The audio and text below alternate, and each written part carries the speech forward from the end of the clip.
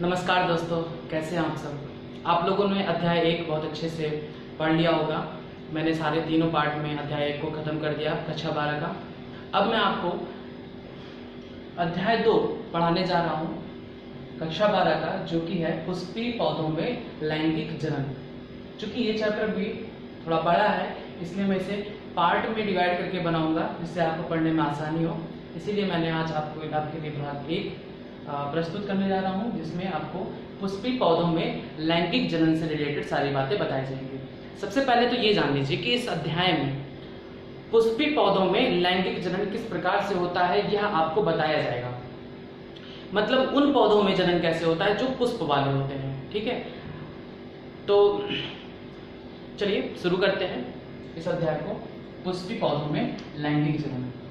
सबसे पहला बात तो आपको ये जानना होगा कि वो पौधे जिनमें पुष्प होता है, उनमें लैंगिक जनन किस प्रकार से होता है। तो याद रखिएगा कि पुष्पीय पौधों में जो लैंगिक अंग होता है, जिसके द्वारा लैंगिक जनन होता है, वह होता है पुष्प। ठीक है, तो पौधों में लैंगिक जनन किसके सहायता से होता है? पुष्प के द्वारा। या हम कह सकते हैं कि लैंगिक अंग पुष्प होता है। ठीक है, पौधे का जो लैंगिक अंग होता है वह है पुष्प। तो पुष्प के द्वारा ही लैंगिक जनन संपन्न होता है। पुष्प में ही नर भाग होता है और मादा भाग होता है। जैसे कि मैंने आपको बताया है कि लैंगिक जनन में 2 चीजों की आवश्यकता होती है, नर युग्मक व मादा युग्मक। नर युग्मक और मादा युग्मक मिलकर बनाते हैं भ्रूण, और भ्रूण से नया संतान उत्पन्न होता है। ठीक है, तो ये प्रक्रिया पौधों में किस प्रकार होती है? पौधों में पुष्प द्वारा होता है। पुष्प पर ही नर भाग होते हैं, नर भाग में नर युग्मक का निर्माण होता है और मादा भाग में मादा युग्मक का निर्माण होता है। इन दोनों के मिलने से नया भ्रूण बनता है। मतलब हम आपको बताएंगे। चलिए हम इस चैप्टर में, चूंकि लैंगिक जनन का लैंगिक अंग होता है पुष्पों में पुष्प, तो हम पुष्प की संरचना को पहले देखेंगे कि पुष्प में क्या क्या चीजें पाई जाती हैं। फिर हम पुष्प के बारे में बताएंगे कि पुष्प में कैसे नर भाग में नर युग्मक और मादा भाग में मादा युग्मक का निर्माण होता है, और वो दोनों आपस में कैसे मिलते हैं, कैसे भ्रूण बनता है। ठीक है, तो सबसे पहले हम देखते हैं कि पुष्प की संरचना, कि पुष्प में कौन कौन से चक्र पाए जाते हैं।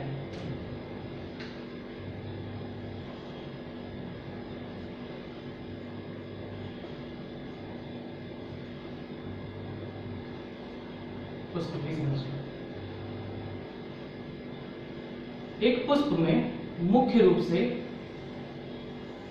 4 चक्र पाए जाते हैं। एक नीचे की तरफ होता है, इस तरह से ग्रीन कलर का पत्ती के समान संरचना होता है, जो पुष्प से लगा होता है। पत्ती के समान एक संरचना होता है जो पुष्प से लगा होता है। इसे हम कहते हैं वाह्यदल पुंज, वाह्यदल पुंज, या इंग्लिश में से कहते हैं कैलिक्स। उसके बाद एक दूसरा चक्र होता है पुष्प में, जो रंगीन कलर का भाग होता है, रंगीन कलर का भाग, जिसे हम कहते हैं दल पुंज, कोरोला।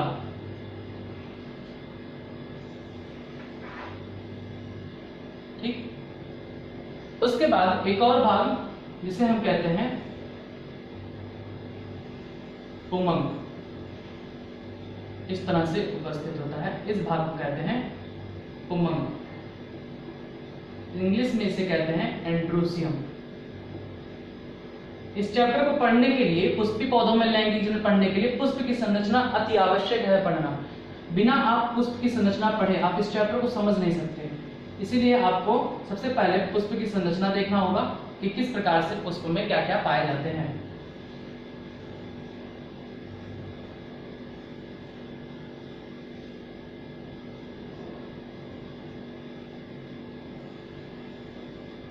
ठीक, इस भाग को कहते हैं, यहां से लेकर यहां तक के इस भाग को कहते हैं जायान, या इंग्लिश में इसे कहते हैं गाइनोसियम।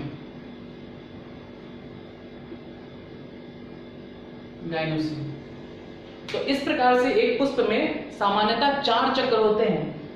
एक छोटा जो हरे कलर का स्ट्रक्चर होता है, जिसे वाह्यदल पुंज कहते हैं, कैलिक्स। याद रखिएगा वह दल पुंज या कैलिस जो इंग्लिश में कहा जा रहा है, यह संपूर्ण पौधे में पाए जाने वाले संपूर्ण बाह्य दल को कहते हैं।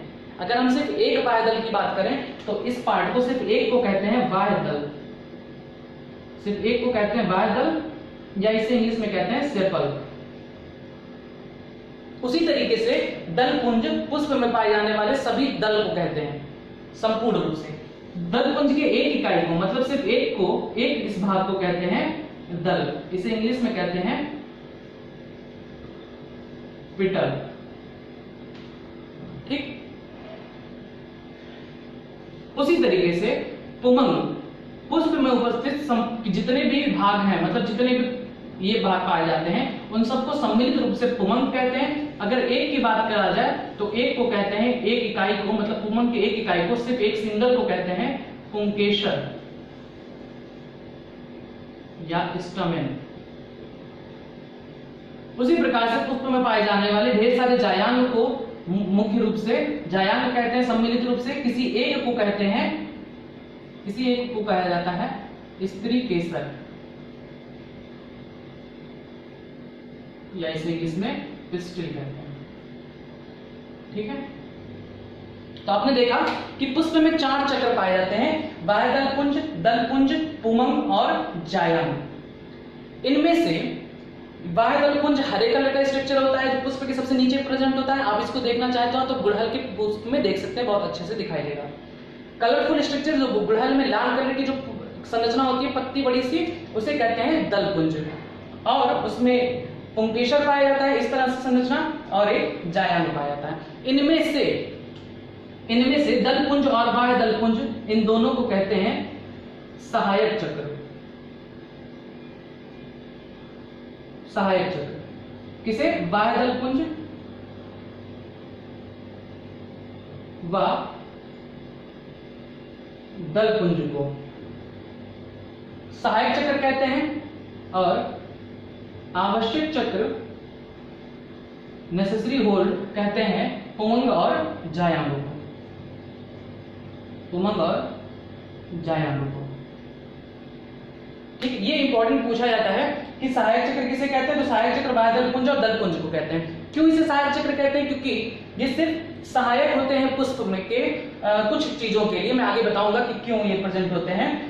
तो इन्हें सहायक चक्र कहा जाता है क्योंकि ये लैंगिक जनन में भाग नहीं लेते हैं, कुछ थोड़ा सा सहायक के रूप में होते हैं, लैंगिक जनन के अंग के रूप में कार्य नहीं करते हैं, इसलिए इन्हें सहायक चक्र कहते हैं। आवश्यक चक्र पुमंग और जायांग को कहते हैं। क्यों कहते हैं? क्योंकि ये लैंगिक जनन में डायरेक्टली भाग लेते हैं, पार्टिसिपेट करते हैं। पुमंग और जायांग लैंगिक जनन के अंग होते हैं, इसीलिए इन्हें आवश्यक चक्र कहा जाता है। ठीक, तो ये था एक संपूर्ण पुष्प का संरचना, इसको आपको याद रखना पड़ेगा। अब हम कुछ और चीजें बताएंगे, जैसे पुंकेसर के कितने भाग होते हैं। तो पुंकेसर के 2 भाग होते हैं, एक ये जिसे कहते हैं परागकोश एंथर, और दूसरा ये जिसे कहते हैं पुतंतु, इंग्लिश में इसे कहते हैं फिलामेंट। पुंकेसर के 2 भाग होते हैं, एक परागकोश, दूसरा फिलामेंट या पुतंतु, और जायांग के 3 भाग होते हैं। सबसे ऊपर ये वाला भाग कहलाता है वर्तिकाग्र, जिसे इंग्लिश में कहते हैं स्टिग्मा। इस नली को कहते हैं वर्तिका, इसे इंग्लिश में स्टाइल, और इस भाग को यहां से लेकर यहां तक, इस भाग को कहते हैं अंडाशय, ओवेरी।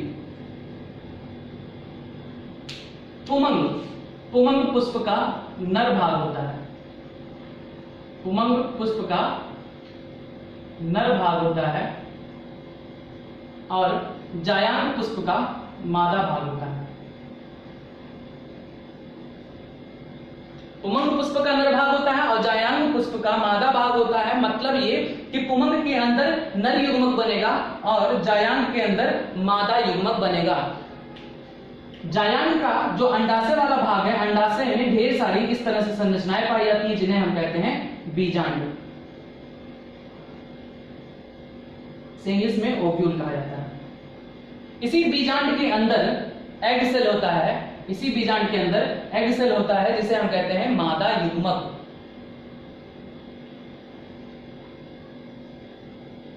एग सेल जिसे हिंदी में अंड कोशिका या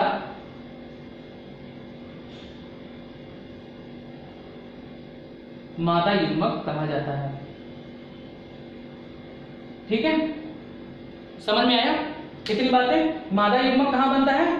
बीजांड के अंदर। ठीक, ये बीजांड है, बीजांड के अंदर मादा युग्मक अंड कोशिका के रूप में बनता है। ठीक, उसके बाद पुमंग नर भाग है। पुमंग नर भाग है। पुमंग के दो भाग होते हैं, परागकोश और फिलामेंट। परागकोश जिसके अंदर, परागकोश के अंदर परागकण का निर्माण होता है, परागकण, पॉलन ग्रेन, और इन्हीं परागकणों के अंदर ही क्या होता है? नर युग्मक।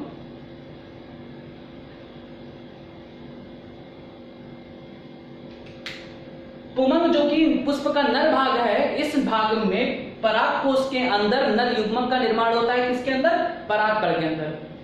तो हम कह सकते हैं कि परागकण नर युग्मक है। ठीक, कह सकते हैं परागकण नर युग्मक है, और इस परागकण का निर्माण कहां होता है? परागकोश या एंथर में होता है।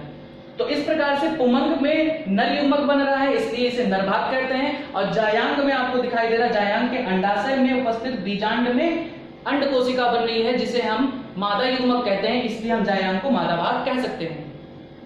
ठीक, तो अब हम समझते हैं, यहीं पर थोड़ा सा हम आपको बता दें कि कैसे पुष्पी पौधों में लैंगिक जनन होता है। थोड़ा सा इंट्रोडक्शन देंगे, आगे हम और डिटेल इसका बताएंगे। ठीक है, थोड़ा सा समझे रहेंगे तो आपको आसानी रहेगी। तो आइए हम थोड़ा सा दिखाते हैं कि आपको यहां पर किस प्रकार से जनन होता है, लैंगिक जनन होता है।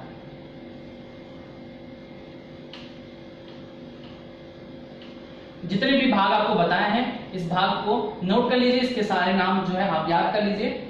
अब हम आपको थोड़ा सा बताएंगे कि किस प्रकार से यहां पर जनन पुष्पों में होता है। देखिए, जनन का मतलब ये होता है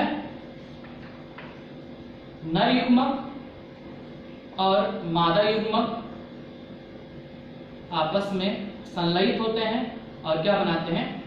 युग्मनज बनाते हैं। यही युग्मनज धीरे धीरे आगे बढ़कर भ्रूण बनाता है, भ्रूण से नया पौधा विकसित होता है, लेकिन यहां पर बीज के रूप में बनता है। ठीक है, चलिए उसके बारे में आगे डिस्कस करेंगे। फिलहाल हमें जो जानना है लैंगिक जनन के बारे में वो हम जानते हैं। आपको मैंने बताया कि परागकोश के अंदर परागकण बनता है और इसी परागकण में नर युग्मक उपस्थित होता है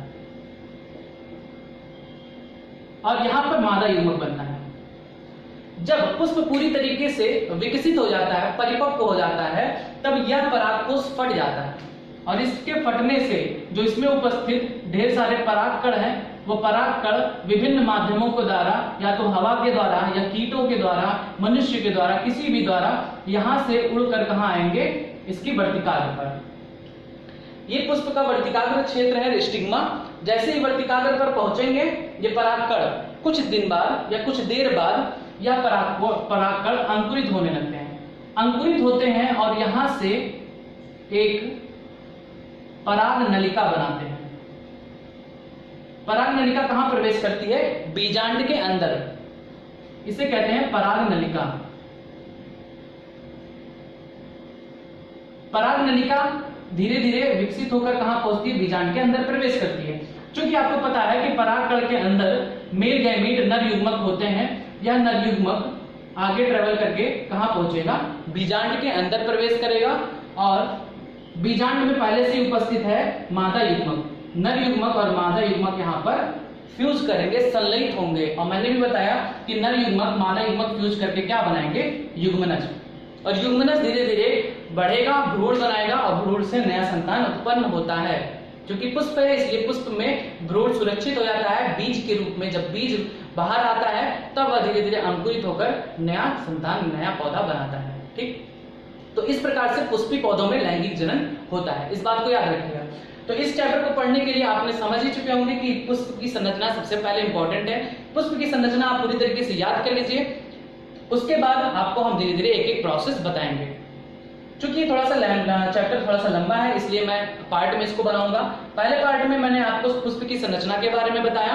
अब हम पहले ही पार्ट में आपको इस नर भाग के बारे में बताएंगे। ठीक, फिर सेकंड पार्ट में आपको हम मादा भाग के बारे में बताएंगे। तो चलिए नर भाग के बारे में देख लेते हैं कि पुष्प के नर भाग में क्या कैसे होता है।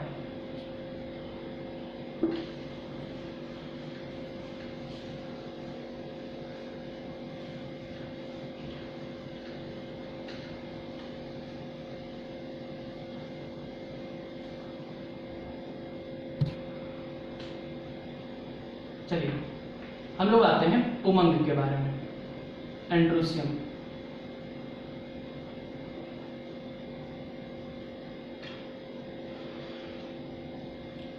जैसे कि मैंने पहले बता चुका कि पुमंग एंड्रोसियम के एक इकाई को, एक सिंगल यूनिट को कहते हैं पुंकेसर। इसको क्या कहते हैं? पुंकेसर। ढेर सारे पुंकेसर को साथ में कहते हैं पुमंग। और आपको पहले बता चुका कि पुंकेसर के दो भाग होते हैं। इस भाग को कहते हैं परागकोश और इस भाग को कहते हैं पुतंतु, इंग्लिश में फिलामेंट। इसे इंग्लिश में एंथर कहते हैं। प्रत्येक परागकोश, ये तो एक नली है, इससे हमसे उतना मतलब नहीं है। परागकोश के बारे में पढ़ते हैं कि परागकोश में क्या होता है। हर प्रत्येक परागकोश में, प्रत्येक प्रकार परागकोश में दो पालियां होती हैं। एक ये पाली, दूसरा ये पाली, दो पालियां होती हैं। अब अगर हम इसे कट करके हम आपको इसका फिगर दिखाएं ये किस प्रकार से होता है, तो आइए चलिए दिखाते हैं इसका फिगर।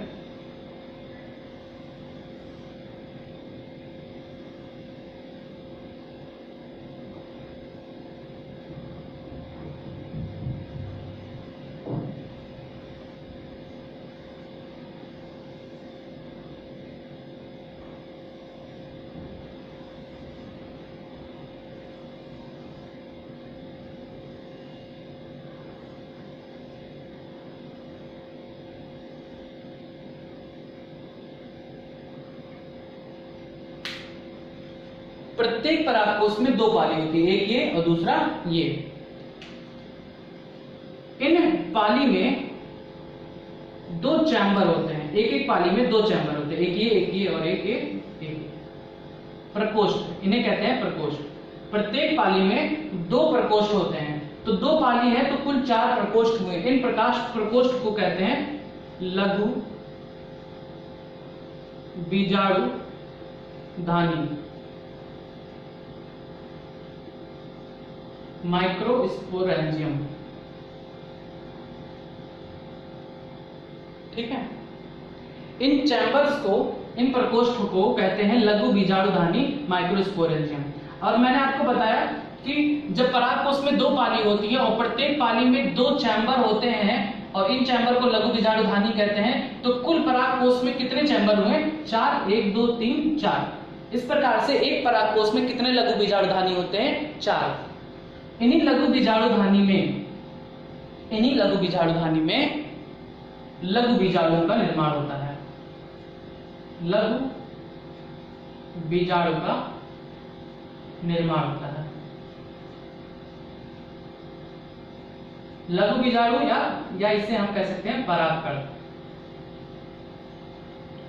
ठीक है, तो एक परागकोश में दो पाली होती है, एक पाली में दो प्रकोष्ठ, दो चैम्बर होते हैं। तो इस प्रकार से पूरे परागकोश में 4 प्रकोष्ठ हुए। इन पराग प्रकोष्ठ को हम लघु बीजाणुधानी कहते हैं। ठीक, और इसी लघु बीजाणुधानी के अंदर लघु बीजाणु या परागकण का निर्माण होता है। इस तरह से ढेर सारे इसमें परागकण होते हैं। ठीक है, ये था पुमंग के बारे में, पुमंग की संरचना हो गई। अब हम आते हैं कि किस प्रकार से लघु बीजाणु या परागकण इसके अंदर बनता है, उस प्रोसेस के बारे में हम समझते हैं, जिसे कहते हैं लघु बीजाणु धानी, लघु बीजाणु जनन।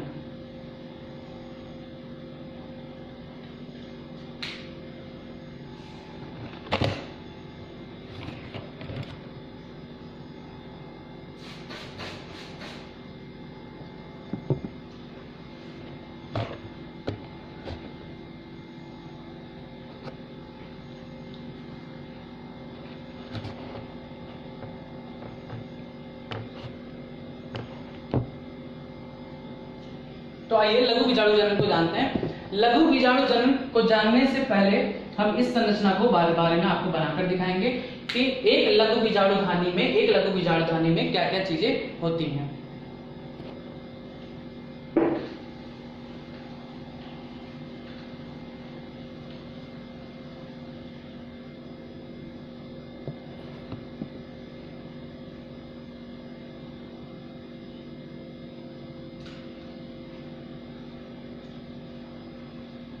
चलिए अगला टॉपिक है लघु बीजाणु जनन या इसे बीजाणु जनन भी कहते हैं। बीजाणु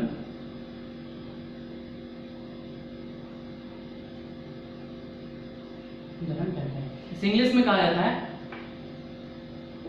माइक्रोस्पोरोजेनेसिस मतलब माइक्रोस्पोर्स का फॉर्मेशन, लघु बीजाणु या परागकण का बनना। तो किस प्रकार से होता है, मैंने अभी आपको ये फिगर बना के दिखाया था।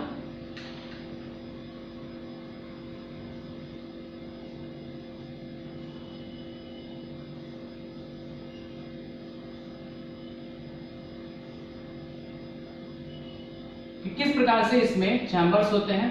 अब इन्हीं को हम अलग करेंगे, जूम करेंगे और बड़ा करके दिखाएंगे कि किस प्रकार से इनकी संरचना होती है।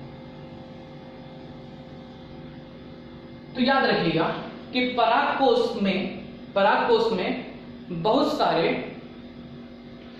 सारी कोशिकाएं होती हैं, जिनमें से एक ऐसी कोशिका जिसे कहते हैं अधोस्तरीय कोशिका। परागकोश में एक कोशिका होती है जिसे कहते हैं अधोस्तरीय कोशिका, इंग्लिश में इसे कहते हैं हाइपोडर्मल सेल। अधोस्तरीय कोशिका आकार में बड़ी हो जाती है, आकार में बड़ी होकर यह बनाती है परपशु कोशिका। परपशु कोशिका को इंग्लिश में कहते हैं आर्कीस्पोरियल सेल। यहां पर एक कोशिका पाई गई जिसे अधोस्तरीय कोशिका कहते हैं। अधोस्तरीय कोशिका आकार में बड़ी हुई और इसे कहते हैं परपशु कोशिका। परपशु कोशिका पुनः विभाजित होगा, अभी सिर्फ समसूत्री विभाजन होगा, विभाजित होगा और विभाजित होकर दो कोशिकाएं बनाता है। एक को कहते हैं प्राथमिक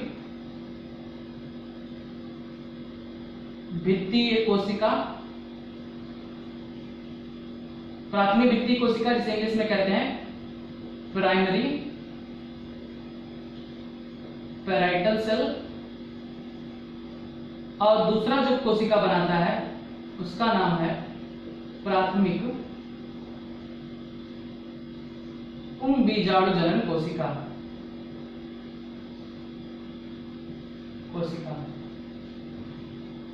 इंग्लिश में कहते हैं प्राइमरी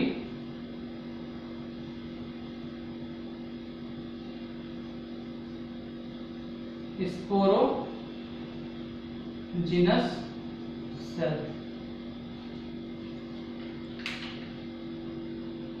ठीक है, primary microsporogenous cell, microsporogenous cell. तो परागकोश में उपस्थित अधोस्तरीय कोशिका विभाजित होकर परपशु कोशिका बनाती है, सही बड़ा होकर परपशु कोशिका बनाती है। परपशु कोशिका विभाजित होकर समसूत्री विभाजन द्वारा दो कोशिका बनाती है। एक को कहते हैं प्राथमिक भित्तीय कोशिका, दूसरे को कहते हैं प्राथमिक बीजाणु जनन कोशिका। अब ये प्राथमिक भित्तीय कोशिका लगातार विभाजित होकर एक कोशिका से दो से चार, 4 से 8, 8 से 16 कोशिकाओं का समूह बना देती है। और जब बहुत सारे कोशिका बन जाते हैं तो यह कई सारे स्तरों में विभाजित हो जाता है। कुल कितने स्तर बनाता है? प्राथमिक भित्तीय कोशिका 3 स्तर बनाता है। एक जिसे कहते हैं वाह्य स्तर, दूसरा मध्य स्तर। मध्य स्तर करीब 1 से 3 लेयर का होता है। 1 से 3 स्तर मध्य स्तर कहलाता है। और यह जल्द ही नष्ट हो जाता है। नष्ट होकर परागकण जो बन रहे होते हैं उन्हें पोषण प्रदान करता है। उसी प्रकार तीसरा जो लेयर होता है उसे कहते हैं टेपिटम। सबसे अंदर की तरफ जो स्तर होता है उसे कहते हैं टेपिटम। टेपिटम भी नष्ट होकर पोषण प्रोवाइड करता है किसको? जो बन रहे हैं परागकण उनको पोषण प्रोवाइड कराता है। ये क्वेश्चन बहुत पूछा जाता है कि टेपिटम का कार्य बताइए। तो टेपिटम का कार्य होता है विकसित हो रहे परागकणों को पोषण प्रदान करना। अब जब ढेर सारी कोशिकाएं होती हैं तो कोशिकाओं का अरेंजमेंट शुरू होता है। ठीक है,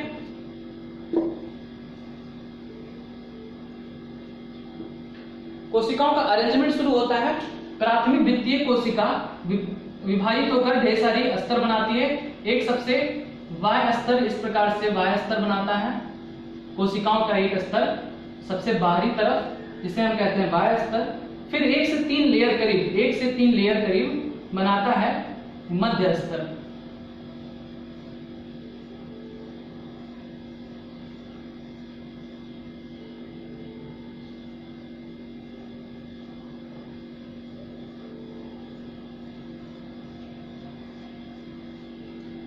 एक से 3 स्तर करीब बनाता है मध्य स्तर, मिडिल लेयर जिसे कहते हैं, जो जल्द ही नष्ट हो जाता है और नष्ट होकर परागकणों को पोषण प्रदान करता है।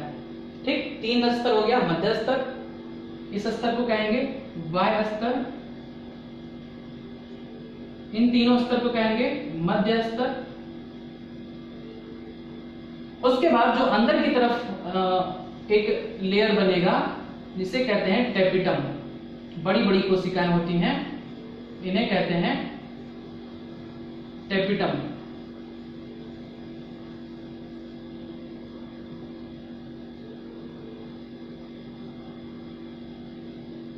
ये स्तर क्या रहेगा? टेपिटम। टेपिटम नष्ट होकर विकसित हो रहे परागकणों को पोषण प्रदान करता है। तो ये था प्राथमिक द्वितीय कोशिका। प्रपुष्प कोशिका से 2 कोशिकाएं बनी थी। एक था प्राथमिक द्वितीय कोशिका, दूसरा बना था प्राथमिक पुंज बीजाणु जनन कोशिका। प्राथमिक द्वितीय कोशिका विभाजित होकर कुल 3 लेयर बनाती है, एक बाह्य स्तर, फिर मध्य स्तर और टेपिटम। तीनों के कार्य भी हमने बता दिया।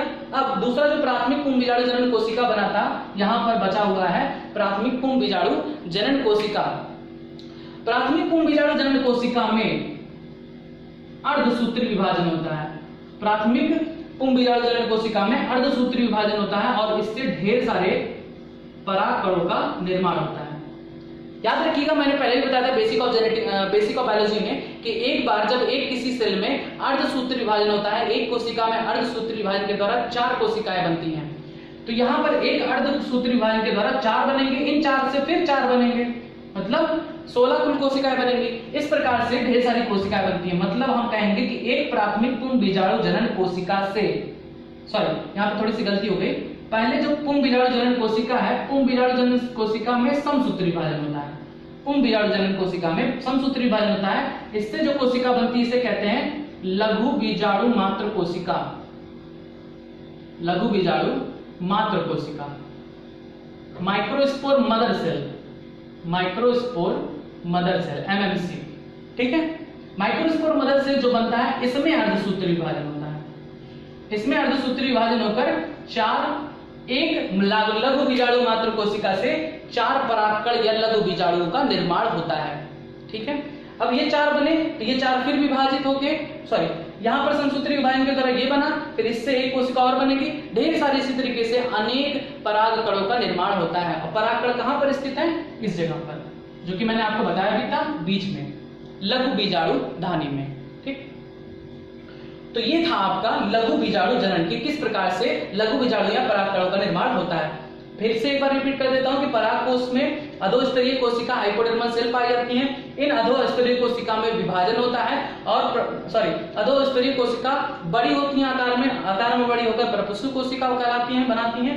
प्रपुष्प कोशिका विभाजित होकर 2 कोशिका बनाती है, प्राथमिक द्वितीय कोशिका और प्राथमिक पुंज बीजाणु जनन कोशिका। प्राथमिक द्वितीय कोशिका विभाजित होकर 3 स्तर बनाता है, बाह्य स्तर, मध्य स्तर और टेपिटम। बाह्य स्तर जो इसको प्रोटेक्ट करता है, मध्य स्तर जो नष्ट होकर इन डेवलपिंग परागकणों को पोषण प्रदान करता है, और टेपिटम जो सबसे अंदर में होता है, यहाँ पर जो परागकण बने हैं वो पोषण किससे प्रदान करेंगे, किससे लेंगे? वो पोषण लेंगे टेपिटम स्तर से। इसीलिए यहाँ टेपिटम का स्तर का बार बार कार्य पूछा जाता है। तो टेपिटम स्तर का सिर्फ कार्य यह है कि वह विकसित हो रहे परागकणों को पोषण प्रदान करता है। उसके बाद जो दूसरा कोशिका बना था प्राथमिक पूर्ण बीजाणु जनन कोशिका। प्राथमिक पूर्ण बीजाणु जनन कोशिका समसूत्री विभाजन करके लघु बीजाणु मात्र कोशिका बनाती है। लघु बीजाणु मात्र कोशिका ढेर सारे अनेक परागकणों का निर्माण करता है। इस प्रकार से परागकण निर्माण होते हैं। मतलब लघु बीजाणु जनन क्या कहलाता है? लघु बीजाणु या परागकणों के निर्माण को लघु बीजाणु जनन कहते हैं। समझ में आया? मैं पहले ही बता चुका हूं कि जनन शब्द किसी के साथ आगे लग जाए तो जनन का मतलब उस चीज का क्या हो रहा है? निर्माण हो रहा है। लघु बीजाणु जनन मतलब लघु बीजाणु बन रहे हैं। तो लघु बीजाणु कैसे बन रहे हैं? इस प्रकार से, जो कि मैंने आपको बता दिया। ठीक। तब जब परागकण पूरी तरीके से बन जाते हैं, परागकण जब बन जाते हैं तब इसका स्फुटन होता है। मतलब यहाँ जब इसमें परागकण पूरी तरीके से ढेर सारे बन गए हैं तब ये फटेगा। ठीक है। परिपक्व जब हो जाता है पुष्प पूरी तरीके से तो यह हट जाएगा, यहाँ से ये फट जाएगा और यहाँ से जितने भी परागकण हैं वह निकल कर कहाँ पहुंच जाएंगे? निकल कर वह पहुंच जाते हैं पुष्प के जायांग के वर्तिकाग्र पर, जो कि मैंने अभी पहले बताया था आपको। लेकिन एक कार्य उससे पहले होता है। इनके स्फुटन से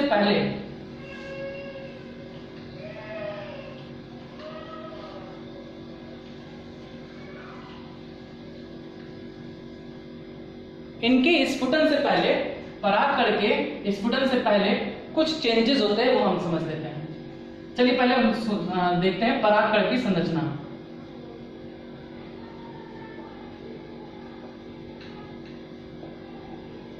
परागकण की या लघु बीजाणु की संरचना क्या होती है? तो परागकण में दो स्तर होते हैं। एक वह स्तर जिसे कहते हैं वायचोल, इंग्लिश में इसे कहते हैं एक्साइन, और एक होता है अंतःस्तर इंटाइन। ठीक है।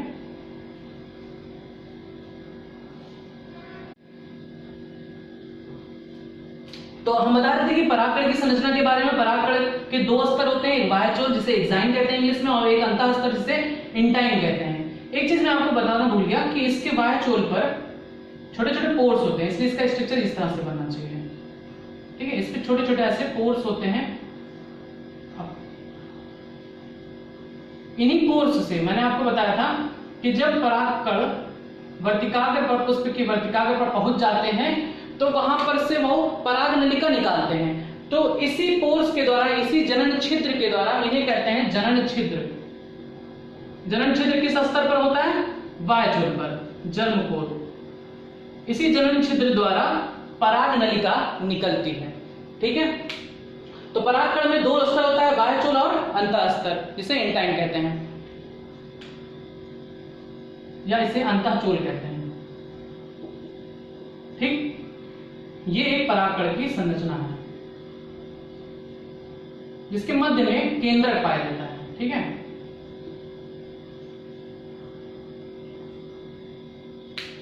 ये जो वायचोल है एक्साइन, ये एक बहुत ही प्रतिरोधक क्षमता वाले पदार्थ जिसे कहते हैं स्पोरोपोलिनिन,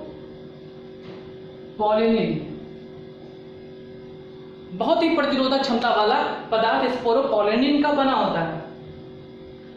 इस स्पोरोपोलिनिन का जैविक अपघटन नहीं होता। जैविक अपघटन नहीं होता। जैविक अपघटन मतलब यह नष्ट नहीं होता किसी भी तरीके से। करोड़ों साल तक यह ऐसे ही सुरक्षित रह सकता है, इसे कोई भी नष्ट करने वाला नहीं है।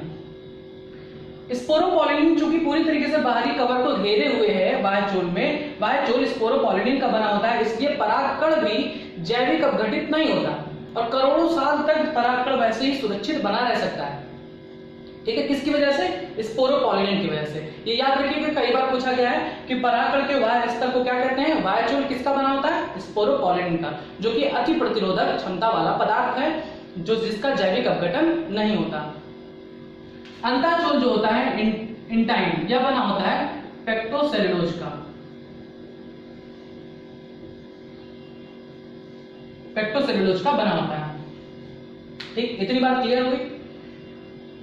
तो परागकोश, परागकण परागकोश से निकलने से पूर्व इनका जो केंद्रक है वह विभाजित हो जाता है, विभाजित होकर एक बड़ा और एक छोटा केंद्रक बनाता है। ठीक है, इस छोटे केंद्रक को कहते हैं जनन केंद्रक, इसे इंग्लिश में जेनरेटिव न्यूक्लियस कहते हैं। और एक जो बड़ा केंद्रक होता है उसे हम वर्धी केंद्रक कहते हैं। वर्धी केंद्रक, इसे इंग्लिश में वेजिटेटिव न्यूक्लियस कहते हैं, वेजिटेटिव न्यूक्लियस कहते हैं।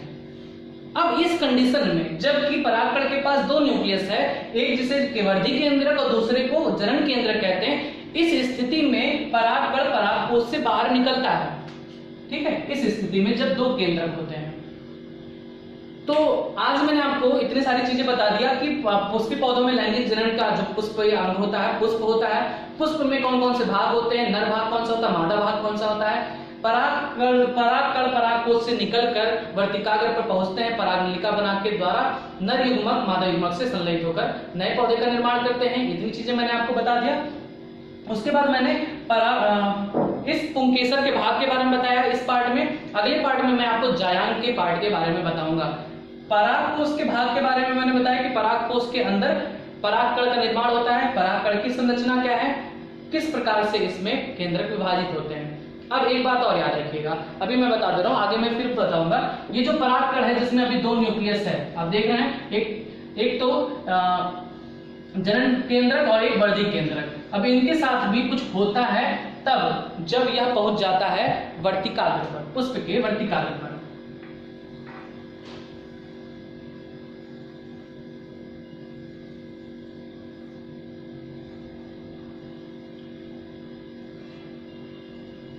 ये है पुंकेसर भाग, जो मैंने आपको बताया कि इसी के अंदर परागकण ढेर सारे बनते हैं। किस प्रकार बनते हैं यह प्रोसेस भी आपको बता दिया, जिसे लघु बीजाणु जनन कहते हैं। यहां से जब परागकण निकलकर यहां पर पहुंचता है, परागकण जब यहां पर वर्तिकाग्र पर पहुंचता है पुष्प की, तो यहां पर हमने आपको बताया कि स्फुटन के बाद यहां से जब निकलता है तो इसमें सिर्फ दो केंद्रक होता है, एक वर्धी और एक जनन केंद्रक। लेकिन जैसे ही यहां पर पहुंचता है और यहां से परागनलिका जैसे ही बनाता है, यहां से परागनलिका जैसे ही बनाता है और परागनलिका जैसे ही बनाता है, उसके अंदर जो जनन केंद्रक होता है, जेनरेटिव न्यूक्लियस, वो डिवाइड होता है और दो न्यूक्लियस बना लेता है। इन दोनों को कहते हैं मेल गैमीट्स, मेल गैमीट्स, नर युग्मक। इस प्रकार से एक परागकण के अंदर जो दो न्यूक्लियस था, दो केंद्रक था, वर्धी केंद्रक और जनन केंद्रक, इनमें से जनन केंद्रक जैसे ही वर्तिकाग्र पर परागकण पहुंचता है, जनन केंद्रक विभाजित होकर दो केंद्रक बना लेता है। इन दोनों को कहते हैं नर युग्मक। इस प्रकार से एक परागकण के अंदर दो नर युग्मक उपस्थित होते हैं। परागनलिका के द्वारा ये दोनों नर युग्मक कहां प्रवेश करते हैं, बीजांड के अंदर। एक जो होता है, एक एग सेल के साथ फ्यूज करता है एक नर युग्मक, और एक नर युग्मक किसी और के साथ फ्यूज करता है, वो मैं आपको नेक्स्ट पार्ट में बताऊंगा। ठीक है, उम्मीद है कि आपको ये सारे टॉपिक समझ में आए। धीरे धीरे इसको पढ़ते चलिए, इसको समझते चलिए। बार बार मैं कहूंगा कि पुष्प की संरचना आप अच्छी तरीके से इसके भाग को याद कर लीजिए, जो कि मैंने बताया है। जो प्रोसेस मैंने बताया कि परागकण कैसे निकलता है, बनता है, वो आप पढ़ लीजिएगा। फिर नेक्स्ट पार्ट में बताऊंगा कि मादा जनन मतलब मादा युग्मक कैसे बनता है बीजांड के अंदर। ठीक, तो इतना आप लोग पढ़ लीजिए। मेरे नेक्स्ट वीडियो का आप इंतजार करिए। और आप सब जितने भी स्टूडेंट्स आप सब देखते हैं इस वीडियो को, इसको लाइक कर दिया करिए, सब्सक्राइब कर लीजिए चैनल को, जिससे मैं पूरा चैप्टर बताऊंगा 12th का A to Z जितने भी चैप्टर है, 16 चैप्टर, उन सारे चैप्टर्स का वीडियो बना के मैं दूंगा। ठीक है, तो उन सबको देखिए, पढ़िए और आप ज्ञान अर्जित करिए। ठीक, धन्यवाद।